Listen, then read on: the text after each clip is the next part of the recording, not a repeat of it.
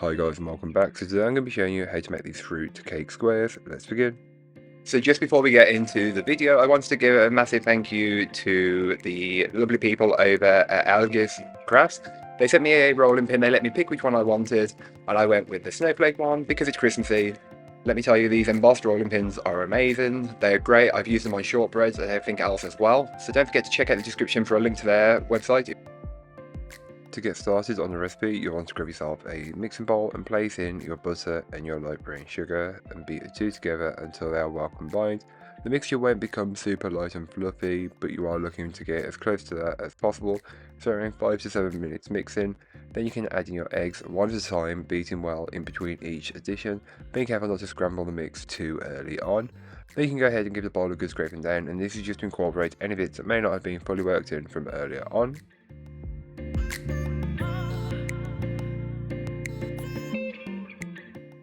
Then you can go ahead and add in the fruit and just fold this in with a spatula, as I find it doesn't crush the fruit down as much as using a paddle attachment.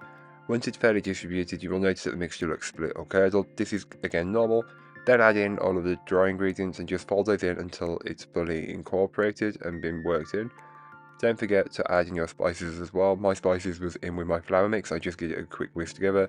Mix until it's all fairly distributed and you have a good batter.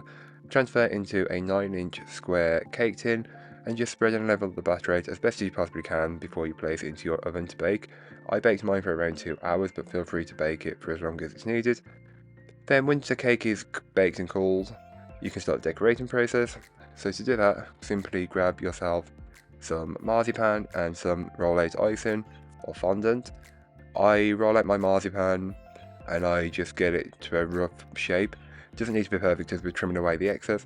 Roll it out to as much of a square as possible, and I'm using this fondant, which is yellow. I brought it last year for Christmas, didn't use it, and it needs to be used up this year. Then onto one side of the fondant or sugar paste, place a generous layer of apricot jam. I had none of that, but I used ginger marmalade and it worked very well. Place the marmalade on, of course, then place the marzipan on, and then just give it a quick roll just to secure the two bits in place. Take away the paper, and then you can go ahead and roll your rolling pin over the top. I'm using a rolling pin that was gifted to me by the lovely people at Sqaures Crafts. I will leave a link to them down in the description, so don't forget to check them out, as this rolling pin is embossed and it really adds a pattern without being too much, but it's there enough for you to be like, wow, it's pretty.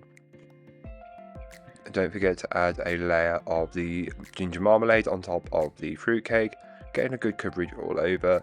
Then place your sugar paste and marzipan on top of that and just press it down lightly, being careful not to remove the embossed pattern. Trim away to make the edges as neat as possible, so just get rid of these scraggly edges. Doesn't need to necessarily be perfect, but getting it as neat as possible will really help. And what I like about the rolling pin that I was gifted was that it just adds enough detail to be pretty and decorative without being too much. And to be fair, they have so many options on their website. I will leave a link to it, so don't forget to check them out if you are interested. I then added some edible glitter, just sprinkling it from a distance. Then you can finish them off. I'm cutting mine into squares, so I should get 16 squares, but feel free to cut it into more or less. This cake is incredibly rich, not like your stereotypical style, which can be a little bit dry. This cake is so moist and so great. It's better than any fruit cake I've made before, so I definitely recommend giving this a try. So thank you so much for watching. I hope you enjoyed. If you did, don't forget to like, comment and subscribe for more from me, and I'll be back again very soon with another recipe, so join me then. In the meanwhile, don't forget to check out the description. I'll be linking to this recipe, a link to my blog, and links to Sqaures Crafts, which will sell the rolling pins which I used in the video. So don't forget to go and check them out. But that's all for today. I hope you enjoyed. Bye guys.